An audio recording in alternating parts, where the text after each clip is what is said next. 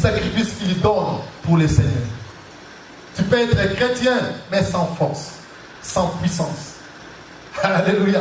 C'est pourquoi l'ennemi, le diable, le sorcier, il vous balance comme ça. Tac, tac, il vous joue comme on joue un joueur de football. Pourquoi? Parce que les chrétiens, vous n'êtes pas forts spirituellement. Vous connaissez la parole, bien, mais comme la prière n'est pas en vous, la force spirituelle, vous n'allez pas savoir. Amen. Amen. Que Dieu vous fortifie pour ceux qui ont entré. Si l'Éternel fait encore grâce un jour, vous allez encore entrer. Je vous prie aussi les mamans, les jeunes filles, entrez dans la prière à tous ensemble. Soyez dans le programme de l'Église. C'est pour votre vie. C'est pour votre vie. Alléluia. Alléluia. Je vous ai dit que la prière, le jeûne et la prière fait détruire la chair, les œuvres de la chair en nous. Parce qu'il y a des chrétiens qui n'agissent pas bien. Convertis, nés de nouveau, mais la manière qu'ils parlent, la manière qu'ils répondent aux gens. Là, des fois, ils pensent toujours ces œuvres anciennes. Ils pensent toujours des œuvres là, mais toi, né de nouveau, converti. Alléluia. C'est pourquoi vous devez entrer dans la prière beaucoup, gêner pour que vous détruisez votre œuvre, les désirs là de la chair. Les désirs de la chair doivent mourir. Si ces désirs-là ne meurent pas, vous ne pouvez pas expérimenter la gloire, le règne de Dieu en vous. Alléluia. Amen. Et ces désirs, ça sera détruit juste lorsque vous vous approchez de l'Éternel. Vous vous communiquez, vous faites cette alliance-là dans la prière, dans le jeûne. N'attendez pas seulement l'Église. Vous-même, vous pouvez aussi entrer dans le jeûne et prière.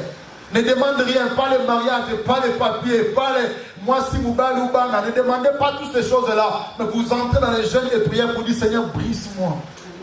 Seigneur, j'aimerais t'appartenir. Seigneur, j'aimerais être ta fille à toi. J'aimerais faire ce que tu vas me dire de faire. Vous demandez que le Seigneur change votre cœur. Vous pouvez entrer en jeûne pour que Dieu change seulement votre cœur. Pas seulement pour demander l'argent ou le mariage ou quoi, non. Tu dis Seigneur, change mon cœur. Quand le cœur est changé, la gloire de Dieu est en vous. Vous allez voir maintenant les choses là que vous en avez besoin. Dieu va commencer à vous donner en abondance. Alléluia. Ne faites pas de jeûne comme lorsque nous entrons le jeûne juste pour demander le mariage, pour demander l'argent, le travail. Non, nous avons encore des caractères où que Dieu va travailler sur ça. Alléluia. Pour que nous devenions réellement des chrétiens. Vous savez, quand Jésus parlait, quand quelqu'un vous donne un gifle dans ce jour-là, donnez-lui encore l'autre. Je ne pense pas que les chrétiens d'aujourd'hui peuvent donner encore l'autre jour. Vous avez compris? La manière que vous agissez, que le pasteur te donne une gifle à côté, là, tu donnes la donne encore. Mais donnez encore ici. Je pense que vous allez répliquer vite. Hein?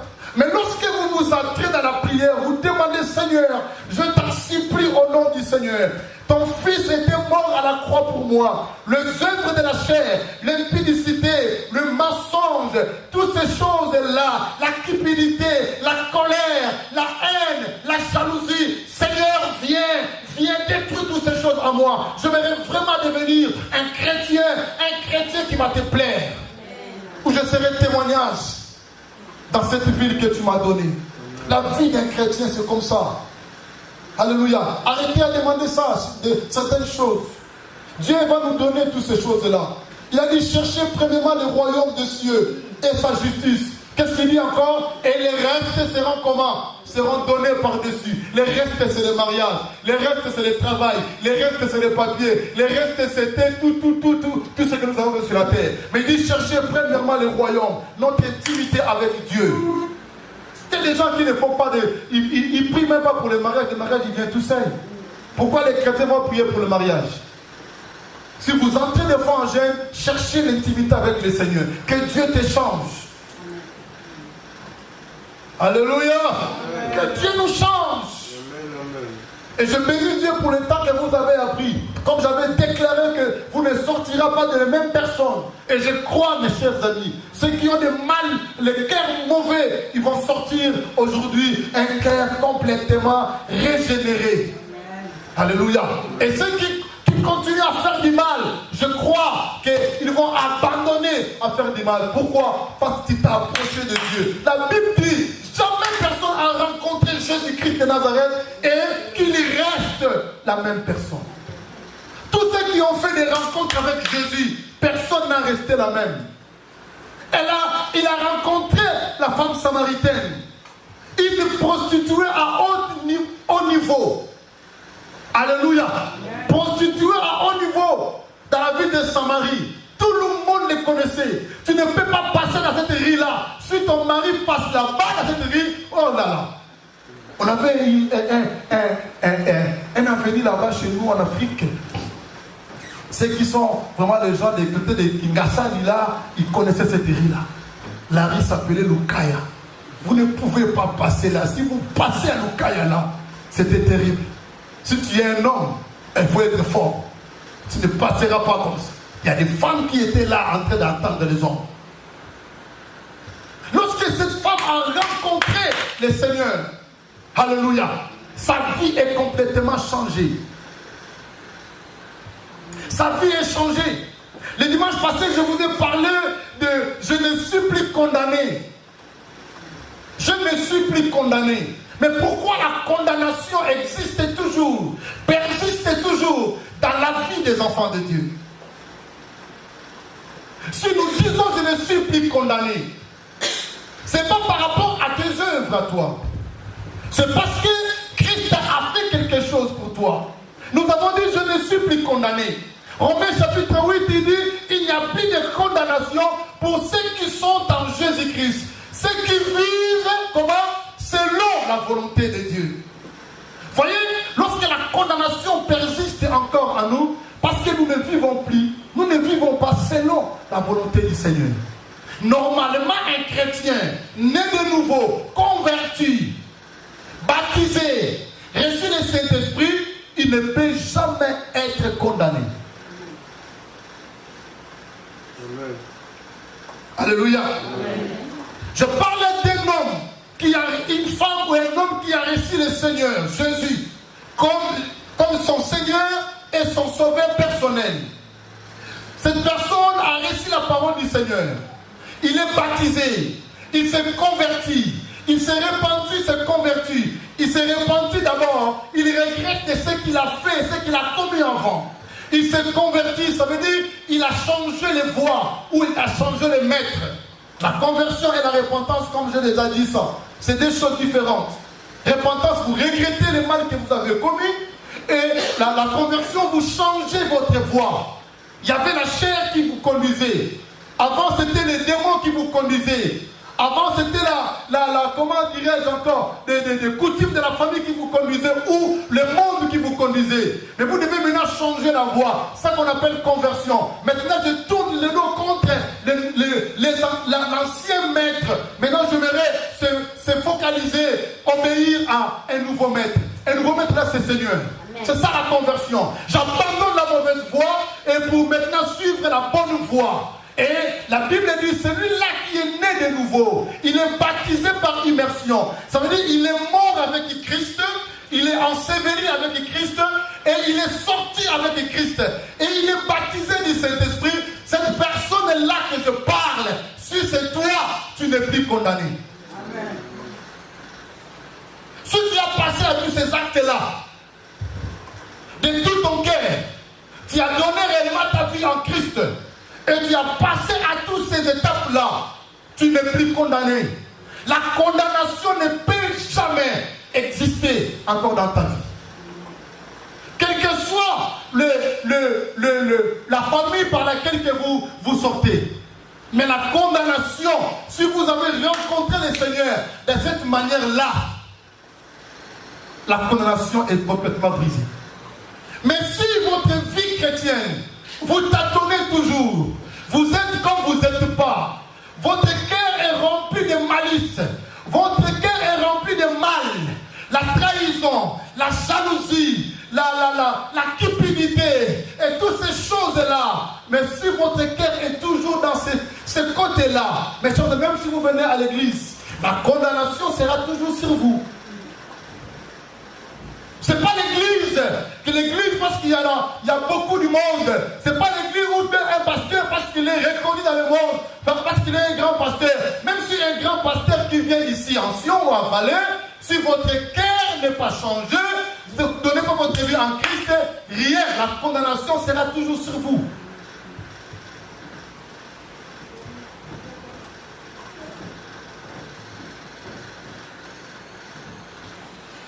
Suivez-moi très bien. Amen. Il faudrait que chacun d'entre nous expérimente les œuvres que Christ a fait à la croix. Le premier Adam, la Bible dit Christ est le second Adam. Le premier Adam a amené la mort. Le premier Adam a amené la désobéissance. La désobéissance nous a amené à la mort. Toute l'humanité est dans le péché adamique. Toute l'humanité. Que tu crois, si tu crois, tu es sauvé dans cette condamnation-là. Mais si vous ne croyez pas, tous ceux qui sont en dehors du Seigneur, ils sont sous cette malédiction-là d'Adam. Parce que c'est Adam qui a mené le péché. C'est lui qui est le premier homme ici dans le monde. Notre Père, Adam. Nous vivons sous la malédiction, la condamnation d'Adam et Ève. La Bible dit, nous avons lu ça avec vous. C'était quel verset encore? Nous avons lu avec vous. Amen. Prenons-moi avec moi 1 Corinthiens 15, 22. 1 Corinthiens 15, 22. Ne soyez pas distrait, ne suivez pas les enfants là. Ne soyez pas distrait. 1 Corinthiens 15, 22. Daniel, mettez-moi ça rapidement. 1 Corinthiens 15, 22. Amen. Nous avons trouvé. Voilà. Qu'est-ce que la Bible dit? Il dit ceci. Et comme tous meurent à Adam, et de même aussi tous revivront en Christ. Voyez? Il dit comme tous meurent à Adam, et de même aussi que tous revivront en Christ. La mort, celui qui a amené la mort, c'est Adam. Il dit tous, à l'exception des personnes, toute l'humanité, mort à Adam. À cause d'Adam et Ève, la désobéissance d'Adam et Ève a amené la mort dans la vie des gens. Ça veut dire, si quelqu'un qui n'a pas Christ en lui, même si ses bonnes œuvres sur la terre ne peut pas les sauver. Ces bonnes œuvres ne peuvent jamais les sauver. Les caritas que vous voyez, qui aident en Afrique, qui fait ceci ou cela, oui, ce sont des bonnes œuvres. Nous pouvons agréer, nous pouvons admirer. Mais ce n'est pas ça qui va complètement sauver quelqu'un si c'est la personne qui n'a pas rencontré Christ. Alléluia. La mort est venue à Adam. Alléluia. Lisons encore 45, 47. Toujours chapitre 15. Chapitre 15, 47 à 47. Soulignez, écrivez. Très bien. Toujours 1 Corinthiens. Il dit ceci. C'est pourquoi il est écrit, le premier homme Adam. Le premier homme Adam. Prenez ta Bible. Prends ta Bible. Marie-Jo, laisse-les chercher. Soyez concentrés. Prenez ta Bible. Je vais revoir tout le monde avec cette Bible.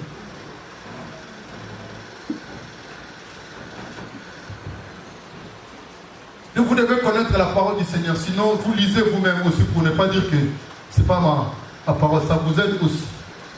Parce qu'aujourd'hui, nous avons beaucoup de faux prophètes, de faux docteurs. Vous devez être très prudent. Il dit 45. C'est pourquoi il est écrit, le premier Adam, le premier homme Adam, devint comment? Une âme vivante. Mais le dernier Adam, le second Adam, est comment? Est devenu un esprit vivifiant. Mais ce qui est spirituel n'est pas le premier.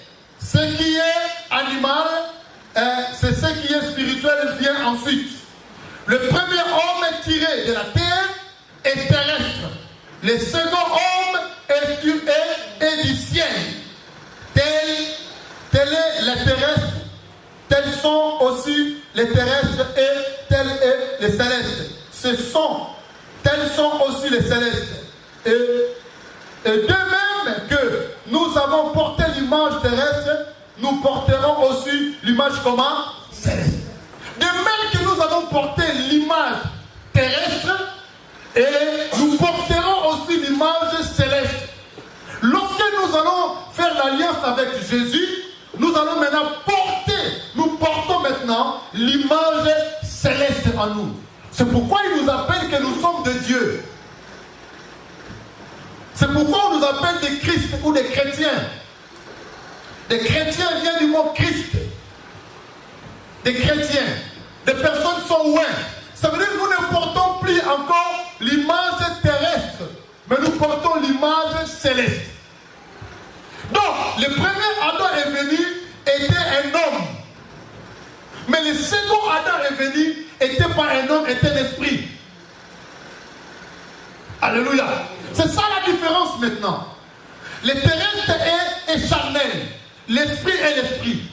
Et c'est pourquoi je disais maintenant, celui qui a vraiment reçu le Seigneur dans son cœur, de tout son cœur, comme Jésus comme Seigneur et son Sauveur, la malédiction de sa famille, du quartier, de toutes ces choses-là est complètement brisée ces jours-là. Il y a des choses qui se passent automatiquement. Alléluia. Il y a des choses qui se passent automatiquement. Si à certaines personnes, une persistance peut être là, les hommes de Dieu peuvent prier ou l'église peut prier pour la personne. Mais normalement, celui-là qui a crié au Seigneur, comme Jésus comme Seigneur et Sauveur, les choses qui se passent automatiquement, même s'il était sorcier, même s'il était magicien, c'est lui-même qui va venir déposer maintenant les choses. Regardez Simon le magicien, dans Samarie. Quand il a reçu Jésus comme Seigneur et Sauveur, il a amené des parchemins, tous ces livres-là, il a amené ça aux apôtres. Ce n'est pas les apôtres qui les a demandés. C'est lui-même. Et Jésus-Christ, en toi, comme je vous ai dit, si quelqu'un est en Christ, il est dedans Christ, dedans. Je vais donner l'exemple d'une bouteille avec de l'eau. L'eau est dans la bouteille. Donc avant de consommer l'eau, tu dois d'abord ouvrir ou trouver la bouteille. Si vous ne trouvez pas la bouteille, vous n'ouvrez pas la bouteille, vous ne pouvez pas tirer de l'eau qui sont dedans. C'est comme nous, un chrétien. Lorsqu'un chrétien est en Christ, il est dedans. Amen. Il est en Christ dedans. Et personne quel démon, quel diable, quel sorcier peut aller détruire Jésus pour te prendre là où tu es en Christ. Et la Bible dit, nous sommes cachés en Christ et Christ au Père. Alléluia. Mais il faut, de quelle sorte de personnes? Des gens là qui ont donné leur cœur complètement. Pas un pied dedans, un pied dehors, non. C'est pas cette vie-là. Sinon la condamnation sera toujours sur toi. Christ est venu sur la terre. La Bible dit, lisez avec moi, Luc chapitre 4. Luc chapitre 4. Je vous ai dit, je ne suis plus condamné. J'aimerais que les chrétiens de cette église comprennent une chose, que tu n'es plus condamné. Ne me parlez pas de m'entendre. Moi, je suis de m'entendre. Moi, je suis de Batabandou. Moi, je suis Kinga du Basombo. J'ai déjà parlé de ça dimanche passé. Peu importe votre tribu, si vous connaissez Jésus-Christ comme Seigneur et Sauveur, mes chers amis, vous êtes complètement délivrés. Amen. Il n'y a plus de condamnation. Il dit les actes et les ordonnances qui nous ont condamnés ont été comment? Déchirés. La Colossiens qui nous a dit, nous avons lu ça avec vous. Les actes. Il y avait des ordonnances, des choses qui étaient écrites pour toi. Pour dire que toi m'as dit. Pour dire que toi, amour, ta vie ne sera plus, ne va pas aller plus loin. Tu vas tourner en rond. Oui, lorsqu'il était encore en dehors du Christ. Mais depuis que je connais Christ, ces actes-là, ce n'est pas toi qui l'as déchiré. Mais lorsque ton maître est monté à la croix, les actes et les ordonnances qui étaient condamnés sur toi a été déchiré. Amen. Vivre comme un enfant de Dieu. Vivre comme un prince, comme une princesse. Vivre dans la joie. Il a dit ceci pour annoncer la bonne nouvelle aux pauvres. La bonne nouvelle aux pauvres. Mes chers amis, là où il n'y a pas la bonne nouvelle, vous devez faire très attention. Si vous allez dans un endroit où la bonne nouvelle n'est pas prêchée, vous devez faire très attention. La bonne nouvelle, c'est quoi, mes chers amis? Lorsqu'on nous parle de la résurrection du Christ, ça c'est la bonne nouvelle. Lorsqu'on nous parle que cet homme-là, il était mort, le 3e jour, il est ressuscité et il est à la droite de Dieu le Père, il intercède à ta faveur. Alléluia. Alléluia. C'est ça la bonne nouvelle. C'est pas lorsqu'on nous intimide. C'est pas lorsqu'on nous parle beaucoup de démons. C'est pas lorsqu'on nous parle de maladies. C'est pas lorsque vous entendez beaucoup de témoignages. J'étais un secrétaire de Satan. J'étais sa 3e, 4e, 5e femme. Non, tous ces témoignages-là amènent l'intimidation, la peur en vous. Ce n'est pas une bonne nouvelle. La bonne nouvelle, Jésus-Christ était mort et il est ressuscité. On dirait que vous n'êtes pas là. Je vois qu'il y a beaucoup de gens qui suivent des témoignages comme ça. Vous ne voyez pas après ce témoignage, ça vous fait peur. Vous n'entendez pas ça? Regarde, quelqu'un qui j'étais vraiment le serviteur du diable. J'ai fait 22 ans avec le diable. Après avoir écouté, la Bible dit la foi vient de ce qu'on entend. Vous entendez la parole de la paix. Qu'est-ce qui va arriver en vous là? C'est pas la paix? Oui ou non? Oui.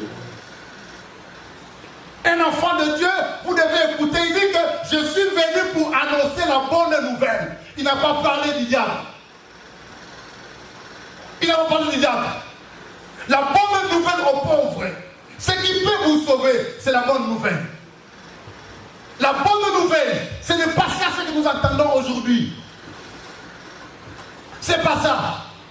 Même lorsqu'on parle de voitures, même lorsqu'on parle, moi j'ai beaucoup de maisons, moi je suis comme ça, ce n'est pas ça la bonne nouvelle. La bonne nouvelle, c'est Jésus-Christ est ressuscité et il est vivant et il est là à la droite du Père, il est avec toi. C'est ça la bonne nouvelle. Amen. Alléluia. Amen. Pierre et les apôtres étaient dans une maison avec la tristesse. Ils étaient là en train de réfléchir. Celui que nous avons suivi, ça fait 3 ans et demi. Cet homme-là, il est parti. Qu'est-ce qui va nous arriver? Qu'est-ce que nous allons faire maintenant? Je pense que les choses vont retourner comme avant. La Bible dit même que Pierre a retourné à la pêche dans son ancien travail. Oh mais qu'est-ce qui est arrivé à Jacques? Jacques aussi pareil. Mais les jours-là, le matin très tôt, une femme elle a couru pour aller voir son maître. Une femme. Pour aller voir son maître. Pour changer un peu de lingette qui était mis dans le tombeau de son maître. Lorsqu'elle est arrivée là, le maître dit, que cherches-tu? Amen. Alléluia. Que cherches-tu? Que cherches-tu?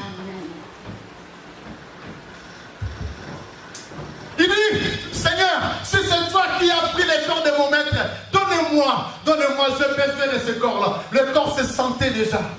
Il était déjà mort. 2e jour, 3e jour, avec des chicottes, les sangs qui coulaient partout. Vous savez, quand quelqu'un qui est mort avec des sangs partout là, 2 jours c'est beaucoup, il va commencer à se décomposer. Mais la dame, elle a dit, donnez-moi si c'est toi qui l'as pris. Il a dit, va dire à mes frères la bonne nouvelle. Amen. Il dit, femme, pourquoi cherches-tu? Pourquoi cherches-tu? C'est lui qui est vivant d'entre les morts. Va dire à mes frères. Il s'agit de Pierre, de Jacques, Barthélemy, Matthieu, les 11 que vous les savez. À part Judas. Là-dedans, Judas était déjà mort. Les 11 qui restaient là avec beaucoup de tristesse. Il dit, va dire à mes frères et à mes soeurs. Ils sont arrivés. C'était, je pense que c'est Marie de Magdala, si je ne me trompe pas. Quand il est arrivé, il dit, frère Pierre, sœur Suzanne, vous savez une chose, j'ai amené amener une bonne nouvelle. Qu'est-ce qu'il y a? Le maître est ressuscité. C'est ça la bonne nouvelle. La Bible dit Jésus-Christ est venu pour annoncer la bonne nouvelle. Alléluia. Pas de prophétie là qui vous fait peur. Tu vas mourir demain. Non, on n'a pas besoin de ça. Nous savons que tout le monde va mourir. Nous voulons la bonne nouvelle, que Jésus-Christ est vivant. Amen. Alléluia. C'est ça la bonne nouvelle. Pour que les âmes soient sauvées. Qu'est-ce qu'il dit deuxième chose? La deuxième chose, il dit ceci, et il m'a envoyé pour guérir. Cela, leur cœur est complètement brisé. Alléluia. Ça veut dire qu'il est venu pour nous guérir. Il a apporté la bonne nouvelle à nous. Là où il y avait la maladie, là où les médecins ne pouvaient rien faire, là où il y avait les liens de famille, vous mourrez tous de la même maladie. Le Seigneur est venu. Il a apporté la bonne nouvelle. Il dit, je suis venu pour vous guérir.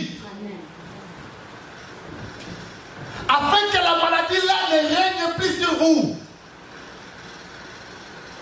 C'est le travail que Christ est venu faire. Mais à qui? À ceux-là qui ont reçu le Seigneur dans tous leurs cœurs comme sauveur et Seigneur personnel. Qui ont donné leur vie en Christ. Ce n'est pas ceux-là qui viennent seulement chauffer les bancs. Ce n'est pas seulement qui continuent toujours dans le mal, dans la pile, dans le mal. Non, ce sont les gens-là. Lorsqu'ils viennent à l'église, ils viennent vraiment pour écouter Dieu. Lorsqu'ils viennent à l'église, ils viennent vraiment pour prier. Ils viennent vraiment pour que le Seigneur les change. Alléluia. Il n'y a plus de condamnation. Je vais vous dire une chose, mes chers amis. Je n'ai pas dit de soyez comme moi tous. Non, ça peut arriver aussi. Mais je suis converti. J'ai donné ma vie en Christ et Jésus. Et je n'ai pas eu une position de main d'un pasteur pour que je sois délivré. Complètement délivré par lui-même. Les jours que j'ai donné ma vie en Christ, j'ai dit Seigneur, prends ma vie. Prends ma vie. Même lorsque tu es seul dans ta chambre, quand tu dis Seigneur, j'en ai marre avec ces vies. J'en ai marre, Seigneur.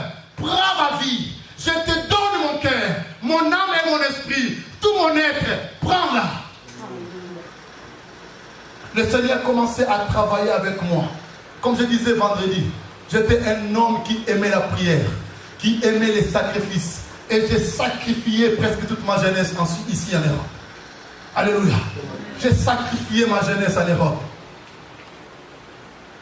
Je suis venu en Europe dans certains âges où que le sang est encore chaud, où je peux faire tout ce que les garçons peuvent faire, où je peux jouir comme dans la jeunesse, mais j'ai sacrifié ma jeunesse. Et je n'aime pas aussi celui qui vient biser avec mon ministère. Je n'aime pas. Tu seras détruit toi-même. Alléluia. Parce que nous avons payé des prix, nous, comme nous sommes là. Payé des prix. Nous avons payé des prix pour que nous soyons comme nous sommes aujourd'hui. Pour que vous soyez là. Alléluia. Nous avons payé des prix. Parce que des combats énormes que nous avons traversés, si ce n'était pas aussi grâce au Seigneur et la prière des vies des sacrifices, vous ne pouvez pas peut-être rencontrer une église ici. Nous avons payé un prix. Pendant que les autres sont dans la boîte de nuit, pendant que les autres ils sortent avec des filles, toi tu vois des belles filles qui te passent comme ça. Tu dis Seigneur, gloire à Dieu. Alléluia. Amen. Alléluia. C'est ça, mes chers amis, la vie d'un sacrifice. Pendant que les autres boivent, pendant que les autres ils sont entrés dans la joie, ils roulent, ils font toute leur vie. Mais ils nous ont appelés, les gens de Mangal, garçon à Sotat. Et à Sotat. Donc je suis dépassé. Je ne donnais pas mon âge aussi. Il me comptait à l'âge des vieux. Alléluia. Pourquoi? Parce que je me suis sacrifié pour le Seigneur. C'est comme ça, mes chers amis. Nous ne pouvons pas servir deux maîtres à la fois. Sinon, la condamnation de la famille, ça sera toujours sur vous. Dieu que nous prêchons est plus puissant. Et personne ne peut se lever contre lui. Je n'ai jamais vu quelqu'un qui a rencontré Dieu et qui restait toujours comme il était avant. Paul, il persécutait les églises. Il s'appelait encore Saul à ce temps-là. Il persécutait les églises en croyant qu'il faisait le bien. Mes chers amis, toi tu tu es là, tu m'entends. Tu persécutes l'église. Tu persécutes l'homme de Dieu. Tu insultes l'homme de Dieu. Tu fais des faux témoignages de l'homme de Dieu. Mais continue à les faire. Continue à le faire. Mais le jour que tu vas rencontrer le Seigneur, il faudrait que tu sois un Élie. Si tu n'es pas un Élie, tu seras enterré. Si Pierre, Paul, il était convaincu et il est devenu apôtre parce qu'il était un Élie. Nous ne sommes pas tous des élus. Hein. Faites attention. Vous persécutez les églises, les hommes de Dieu. Continuez à le faire. Continuez à le faire. Mais un jour, vous rencontrez le Seigneur. Il faut que vous soyez un Élie. Pour que Dieu vous sauve. Sinon, la vie, ça sera grave pour vous. Sera grave pour vous. Alléluia. Amen. Alléluia. Amen. Continuez à faire. Le Seigneur est là. Sacrifiez votre vie. Donnez votre vie en sacrifice. Il dit, je suis venu pour guérir. Quelle est la maladie? Quelle circonstance Dieu ne peut pas guérir? Donne seulement ton cœur. Donnez seulement ton cœur à lui. Lui-même qui a commencé à nous façonner. Il nous a brisés. Lui, il était comme, quand tu donnes sa vie à lui, Dieu, il devient comme un potier. Alléluia. Toi, tu restes maintenant comme l'argile. L'argile ne peut jamais contester devant son potier. Le potier va faire selon ce qu'il veut. Alléluia. Alléluia. Jusqu'aujourd'hui, nous persistons toujours avec les maîtres. Et c'est pourquoi nous vivons toujours la connaissance de nos familles. Un chrétien, il vit selon ce que sa grand-mère a parlé encore. Toi, tu vas voir, non, pas chez moi. Pourquoi? Parce que Christ m'a affranchi, je suis complètement libre. Change ta vie, mes chers amis. La main de Dieu est sur toi. Christ est venu pour ça. Pour annoncer la bonne nouvelle aux pauvres. Et pour guérir les cœurs brisés. Qu'est-ce qu'il a ajouté encore? Il a dit, pour proclamer aux captifs la délivrance. Les captifs, c'est les prisonniers. Christ est venu pour ça. Il a porté la bonne nouvelle pour toi, Nénette. Il a porté la bonne nouvelle pour toi, Marito. Il est venu pour libérer pour les captifs. Là où tu étais enfermé par le prison diabolique satanique, de la famille, de l'alcool, de l'impudicité, de l'argent, de toutes ces choses que vous connaissez, Christ est venu pour vous libérer à ça. Amen. Pour que vous les serviez bien. Aucune puissance de l'ennemi peut résister devant ce nom du Seigneur. La femme là, lorsqu'elle a rencontré Jésus, comme je disais, elle était une prostituée à haut niveau dans la Samarie.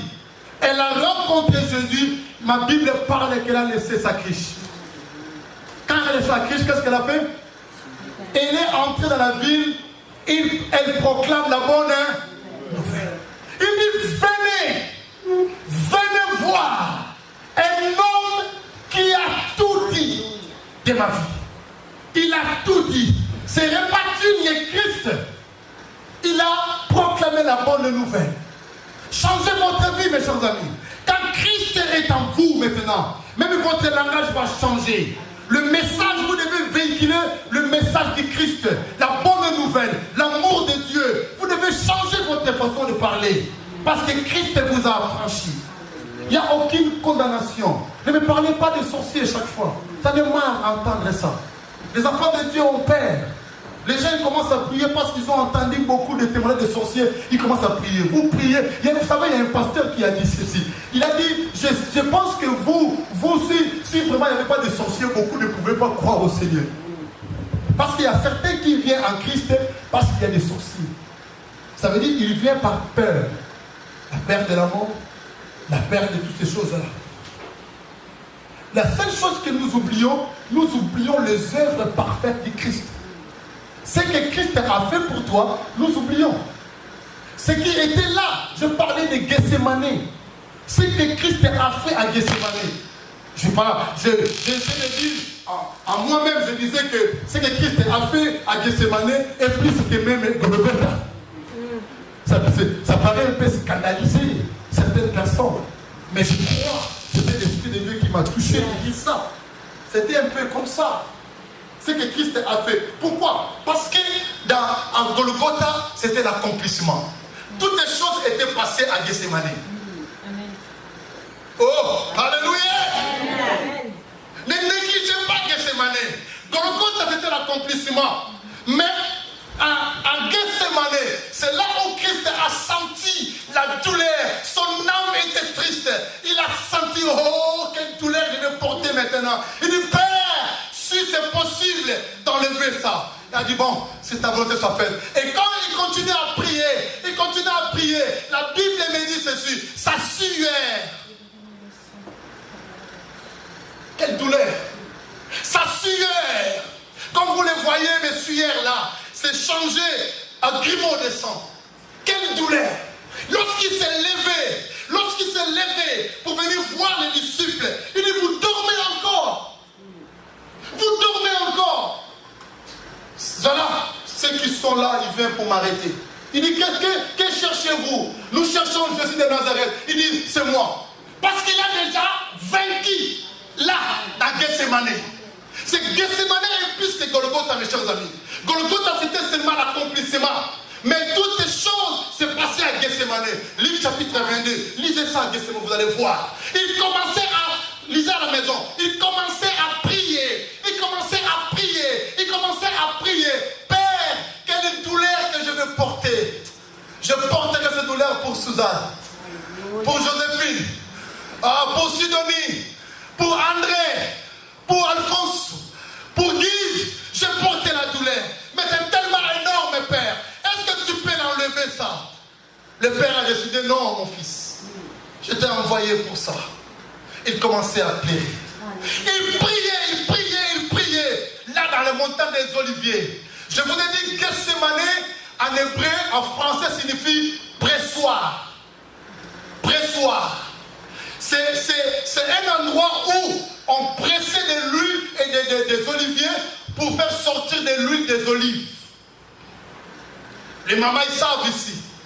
Ce que nous avons de palmes là-bas chez nous. Vous prenez des licas de palmes, vous pressez.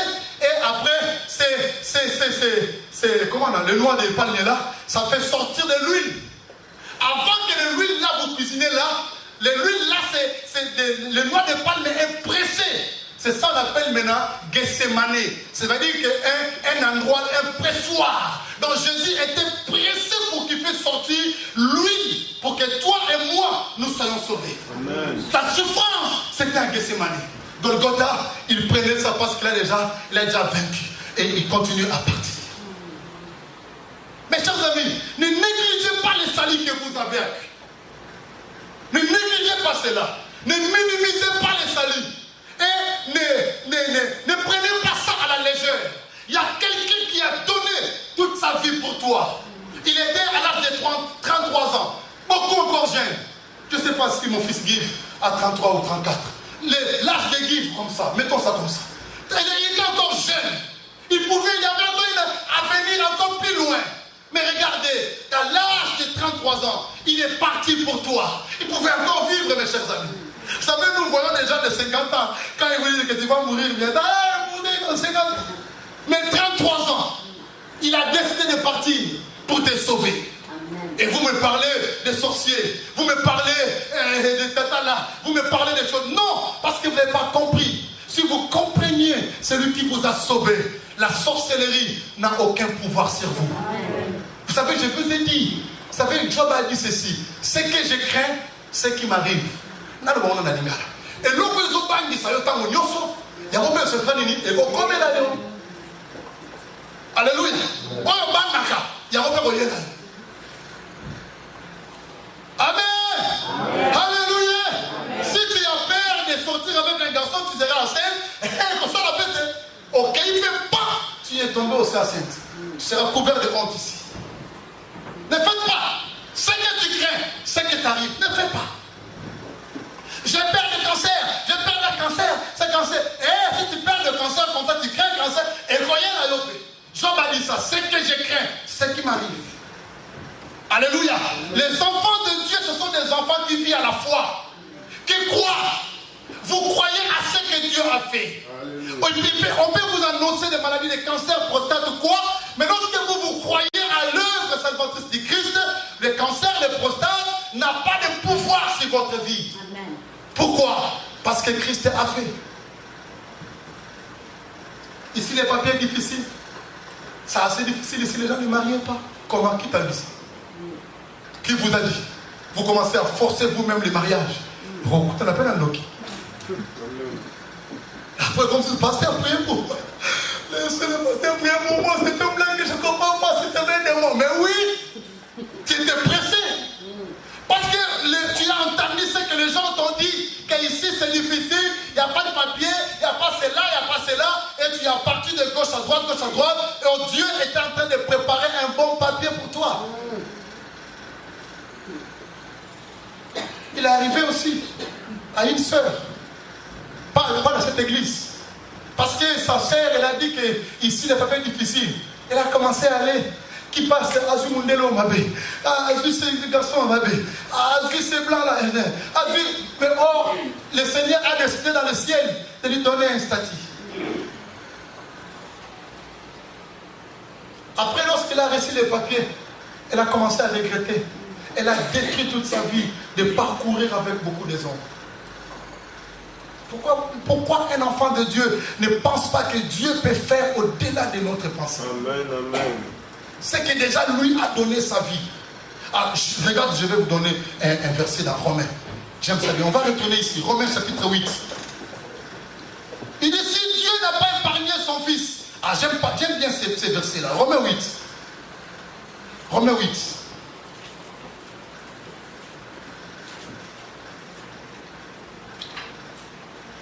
Il dit, lui qui n'a pas épargné son fils. Verset 32. Mais qu'il a livré pour nous, pour nous tous. Comment ne nous donnerait-il pas aussi toutes choses avec lui? Romains 8, 32. Il dit, lui, Dieu, il parle de Dieu, lui là. Romains 8, 32, Romains après Actes des Apôtres, c'est Romains. Ceux qui ont français courant, quelle page? Il y a certains qui cherchent encore. Français courant, c'est à quelle page? 760 quelque chose. 760 quelque chose.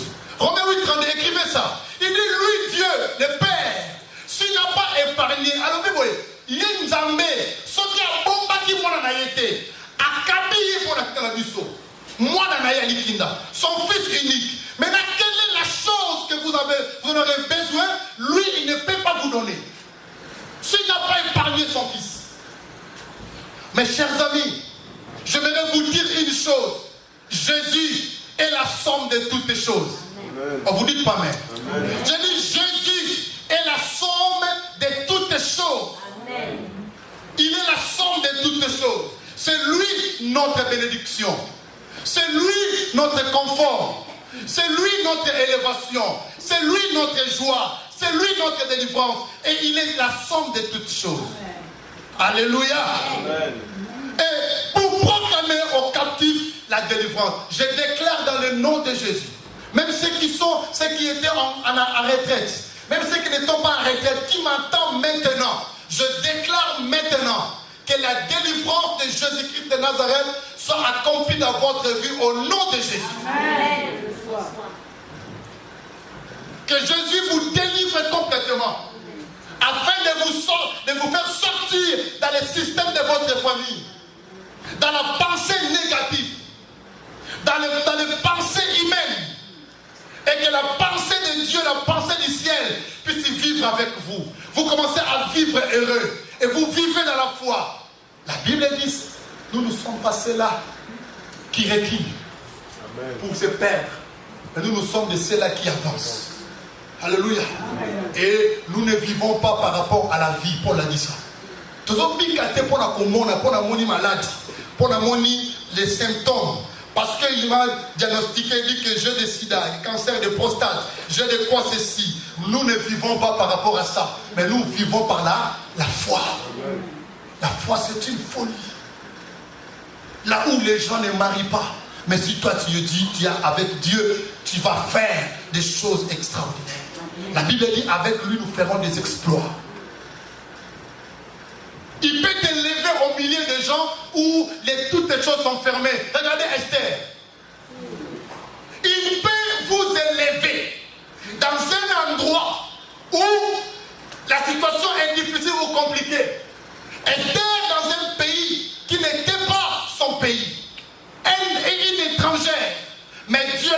élevée. Elle est devenue reine. Elle a pris la première place de première dame. Esther. Pourquoi? Parce qu'il avait l'alliance avec le Dieu d'Abraham. Il ne voyait pas ce que les gens disaient. Et lorsque son oncle il a dit, Esther, prépare-toi, je vais te faire introduire parmi les jeunes filles vierges là. Vas-y, le roi cherche des jeunes filles qui sont belles, qui sont vierges. Va, ma fille, tu es belle, tu es vierge, tu as des qualités et tu as le Dieu d'Israël en toi. Vas-y. Esther n'a pas boudé l'obéissance. Elle n'a pas refusé. Il dit, oncle, je vais obéir à ce que tu dis. Donc l'oncle Mardoché, c'est à ce moment-là représenté comme Dieu. Esther comme l'église, comme toi et moi. Si l'obéissance est là, absolue, mes chers amis, Dieu peut vous élever dans un endroit où les gens peuvent dire que toi, Cindy, qui c'est? Cindy Yesu. Amen. Alléluia. Esther est devenue reine. Même dans toute la ville, ils ont oublié que Esther est une étrangère. Dieu a fermé la bouche de tout le monde. Personne ne peut parler que le roi. La femme que tu as mise dans la maison, mais c'est une étrangère. Dieu peut faire des choses. Si vous êtes complètement en Christ, la délivrance est en vous. Personne ne peut vous maudire. Amen. Personne, mes chers amis. Personne. Aucune parole d'un homme ou d'une femme ne peut être sur vous. La Bible dit, la malédiction sans cause n'a comment? N'a aucun effet. Alléluia. Parce que tu es en Christ. C'est cet après-midi, j'aimerais quand tu sortiras dans ces lieux, vivre avec bonheur, vivre dans la joie, mariage ou pas mariage, travail ou pas travail, ou seul, vivre seul ou avec tes enfants seulement, vivre heureux.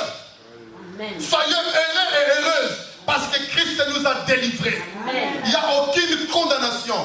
Mais nous devons faire très attention. Vivre en esprit. Ne laissez pas conduire par votre chair, par votre désir, par votre sentiment.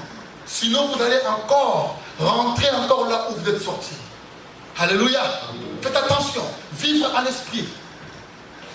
Et il dit, pour proclamer aux captifs la délivrance et aux aveugles les recouvrements de vie, pour en renvoyer libres les opprimés et pour publier une année de grâce, une année de bonheur. Le Seigneur avait proclamé une année pour toi de bonheur. Tu n'as pas échoué. Alléluia. Tu n'as pas échoué. Tu n'as pas échoué. Même si vous pensez que l'âge est avancé, mais tu n'as pas échoué. Remets ta vie en ordre. Vous allez voir comment Dieu va faire certaines choses. Donne ton cœur réellement au Seigneur. Vous allez voir comment Dieu va faire des choses.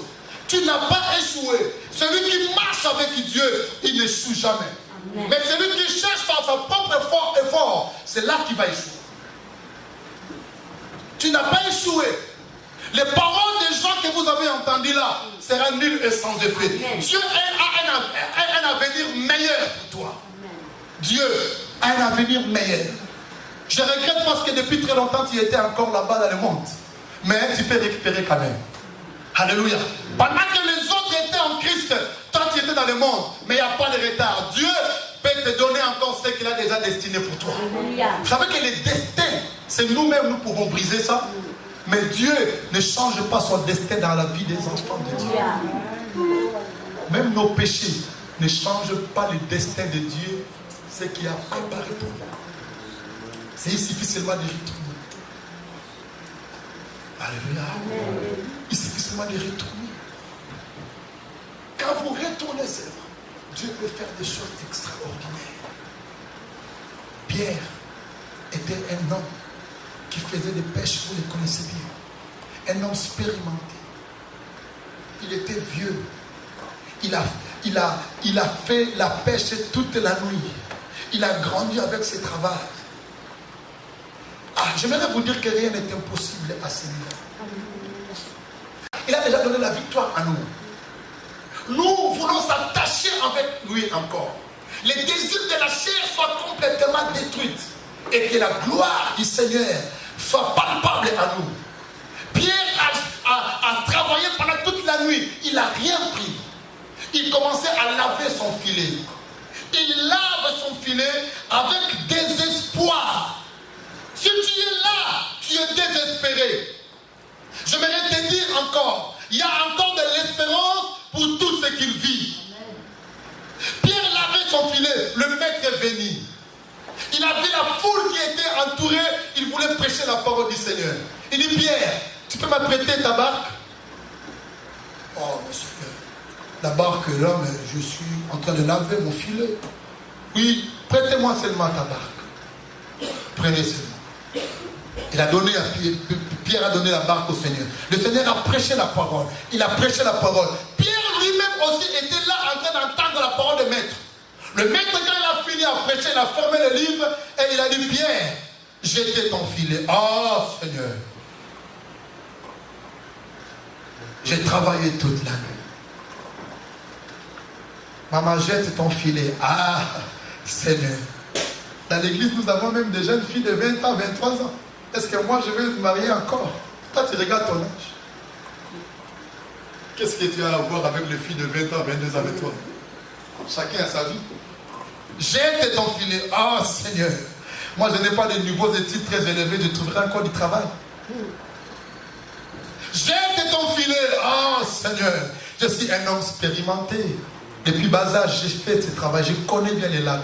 Aujourd'hui, c'est un mauvais jour pour moi. Vous savez que Pierre, quelque part, il disait, ah, puis jette encore le filet. Et puis, j'ai rien pris encore. Je vais encore relaver encore le filet, Seigneur. Mais le filet, toujours d'un pécheur, doit être lavé après le service.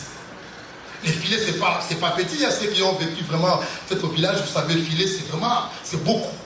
Jetez ton filet. Qu'est-ce que Pierre a dit? Seigneur, si ta parole, si c'était la parole de mon père, c'est lui qui m'a appris à pécher.